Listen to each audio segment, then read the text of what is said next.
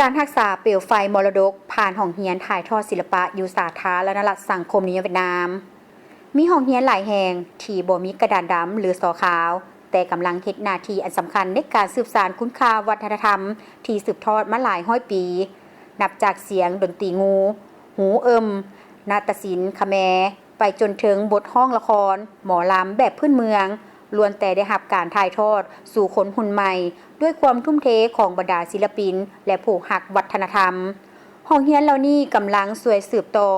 นำสายทานแห่งมรดกให้ดำรงคงตัวอยู่ในสังคมปัจจุบันเสียงโตโนตโดเลมีเสียงดนตรีทำอิฐที่ยังดังขึ้นในห้องเรียนดนตรีหุง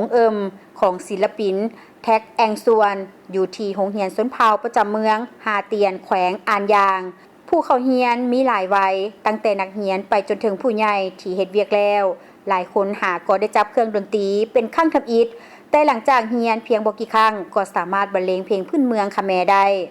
ท่านแท็กแองส่วนศิลปินผู้ผลิตเครื่องดนตรีพื้นเมืองคแมแขวงอ่านยางได้กล่าวว่าพวกเฮาสอนนับแต่พื้นฐานของดนตรีก่อนแล้วจึงสอนวิธีนำใช้เครื่องดนตรีสอนตั้งแต่ขั้นพื้นฐานบ่เพียงแต่ดนตรีนาฏศิลป์พื้นเมืองคแมที่ได้รับการถ่ายทอดให้แก่คนหุ่นใหม่อย่างต่อเนื่องทุกๆตอนแรงอยู่แขวงซอกจังห้องเรียนของนางแท็กชิเวินนาศิลปินดีเด่นก็เต็มไปด้วยเสียงดนตรีและบรรยากาศที่คึกคืนผู้เรียนอายุน้อยที่สุดเพียงแต่9ปีส่วนผู้สูงอายุสุดแม่นอายุเกิน60ปีบางคนเรียนเพื่อรักษาความทรงจำในขณะที่อีกหลายคนเรียนเพื่อสืบสานเอกลักษณ์ของชนเผ่านางแท็กชิเวินนา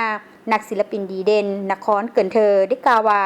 ผู้ใหญ่มาเรียนเพื่อรักษาบทฟ้อนและความทรงจำในวัยหนุ่มส่วนเด็กน้อยจะได้พัฒนาความสามารถเพื่อสืบต่อวงการนาฏศิลป์ของคแมในอนาคตบ่เพียงแต่สังคมชาวคแมเท่านั้น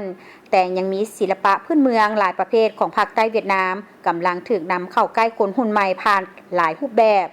การจัดกิจกรรมที่สร้างสรรค์ถึงเวทีการแสดงละครหมอลำที่นักศึกษานครเกินเธอเป็นผู้จัดขึ้นได้รับความสนใจจากประชาชนอย่างหลากหลาย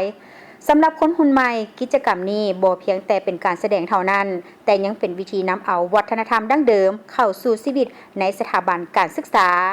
นอกนั้นในระดับที่กว้างขวางหลายท้องถิ่นกำลังได้ให้ความสำคัญกับการสร้างบุคลากรหุ่นใหม่เพื่อสืบสานศิลปะพื้นเมืองอยู่แขวงกาเมา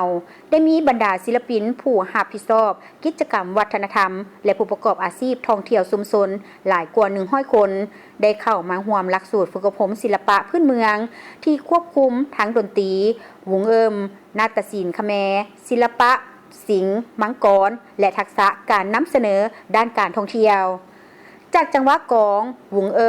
ทาฟ้อนคแมไปจนถึงเสียงขับห้องละครหมอลำศิลปะพื้นเมืองยังคงส่องแสงและถูกสืบสานโดยความหักและความภาคภูมิใจจากคนหุ่นปัจจุบันเพื่อส่งต่อสู่หุ่นต่อไปตื่มอีก